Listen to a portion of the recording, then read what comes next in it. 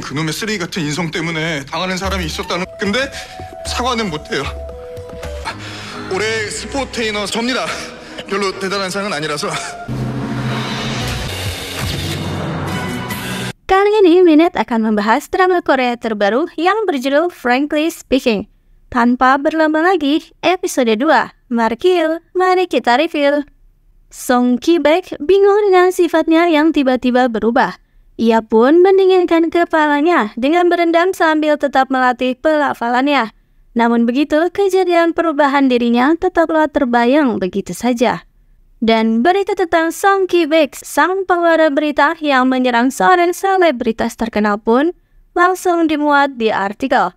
Atasan marah besar pada Ki-baek. Dan di kantor, Ki-baek mulai bertingkah kembali. Entah mengapa mulutnya selalu belak-belakan tanpa bisa direm. Woo-ju pun ternyata mendapat masalah karena sang selebritas akhirnya mengundurkan diri dari acaranya. Ia pun harus memohon selebriti itu untuk kembali ke program acara. Woo-ju begitu frustasi karena ia diabaikan oleh agensi si selebritis, padahal sudah rela menunggu beberapa jam lamanya.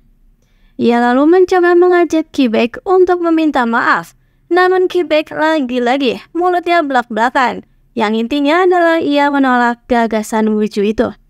Hingga akhirnya acara Woo-ju pun dibungkus alias dihentikan karena skandal itu. Ki-baek terus dituntut oleh para penggemar si selebritas. Jadilah ia meminta untuk menginap di rumah keluarganya. Keluarga Ki-baek ternyata tak seperti rumor yang beredar. Ternyata ia berasal dari keluarga yang sederhana dengan 3 anak pria dan Ki-baek adalah anak sulung. Ia tampaknya tak memiliki hubungan baik dengan mereka. Padahal ia sudah menahan diri untuk tak berkomentar apapun. Ia bahkan memakai berlapis-lapis masker dan menutup bibirnya dengan lakban. Namun adik kedua malah mengajaknya berkelahi. Jadilah Ki-baek pun belak-belakan lagi tanpa bisa direm. Dan akhirnya ia memutuskan untuk pergi dari rumah. Ki-baek mendatangi Woo-ju yang mabuk. Woo-ju sebenarnya lega karena Ki-baek sudah menghajar si selebritas. Karena memang ia berperilaku kasar pada para staf dan merundung mereka. Dan tak lama Woo-ju malah tertidur di tempat itu. Ki-baek mencoba menunggu, tapi karena sudah tengah malam dan tak tahu alamat Woo-ju, jadilah Ki-baek membiarkan polisi membawa Woo-ju. Esok harinya, atasan malah meminta Ki-baek untuk rehat panjang. Atasan pun terus nyerocos. Awalnya Ki-baek sudah sabar menahan, tapi lagi-lagi mulutnya kembali tak bisa direm. Ia mulai belak-belakan lagi dan membuat atasan begitu marah besar. Tak lama Woo-ju kebetulan datang. Ia lalu mencoba untuk menenangkan Ki-baek dan berhasil. Ki-baek bisa mengerem mulutnya lagi. Woo-ju lalu menyeret Ki-baek untuk memeriksakan diri ke dokter. Dan Woo-ju membawanya ke dokter kenalan. Ki-baek pun diberi saran untuk melakukan pemeriksaan lebih lanjut mengenai kondisi kepribadiannya yang berubah setelah tersetrum. Dan kini hari demi hari Ki-baek lalui di rumah saja, karena ia sedang rehat panjang. Dan tiba waktunya acara penghargaan merek, acara yang Ki-baek pandu. Ki-baek begitu percaya diri dengan hal itu karena ia sudah sembuh. Tim Woo-ju pun harus berpindah ke pojokan kantor karena acaranya sudah gagal. Kim Jung-hoon, sang penyanyi trot, tampaknya sedang mencari sebuah acara untuk ia pandu.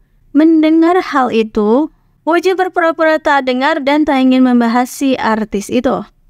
Di acara penghargaan merek, banyak orang-orang penting yang hadir. Jung-hoon pun turut hadir. Namun rasa canggung terasa ketika Woo-ju tiba-tiba disapa oleh Jung-hoon. Dan Jung-hoon yang ternyata juga mengenal Song Ki-baek. Song Ki-baek mulai memandu acara itu dengan sangat lancar dan sangat percaya diri.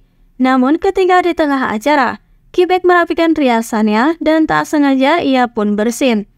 Dan setelah acara dimulai, tiba-tiba penyakitnya kambuh lagi. Ia mulai bicara belak-belakan tanpa bisa direm. Sutradara mengira Ki-baek hanya sedang melakukan adlib, tapi tentu bukan seperti itu. Dan setelahnya Song Ki-baek benar-benar menghancurkan acara penghargaan itu dengan mulutnya. Dengan belak-belakannya, dia terus mengutarakan perkataan yang ada di benaknya hingga ia pun diberi tinju oleh seorang aktor. Song Ki-baek langsung KO dan pingsan. Dalam pingsannya, ia merasa ketakutan, dimarahi oleh atasan, keluarganya yang datang, dan menakuti dirinya juga melihat seekor ikan paus di kolam pemandian. Namun, paus itu seketika berubah menjadi paus manis, yaitu Wooju. Dan Quebec pun terbangun di rumahnya. Sungguh mimpi yang aneh. Karena ulahnya itu, Quebec pun akhirnya dihukum, dan hasil dari pemeriksaan pun selesai.